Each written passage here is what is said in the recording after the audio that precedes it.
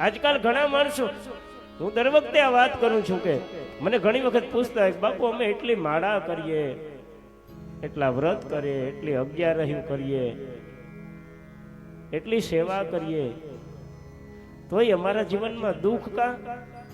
એમ કહે છે, પૂછે ઘણા માણસો વ્યાસપીઠે બેસીને એટલે પૂછતા હોય છે બાપુ અમારા જીવનમાં દુઃખ ક્યાં? જેટલા પૂછે છે ને હું કાયમ ધોરણે કહું છું કે જેને ધર્મના માર્ગે હાલવું હોય ને દુઃખની તૈયારી કરીને હાલવું. આ માર્ગ તો દુઃખનો છે, સત્યનો માર્ગ છે. એમાં દુઃખ આવશે, એમાં પીડા આવશે. અને સત્યના માર્ગે હશો ને તો પરીક્ષામાંથી પાસ થવું પડશે.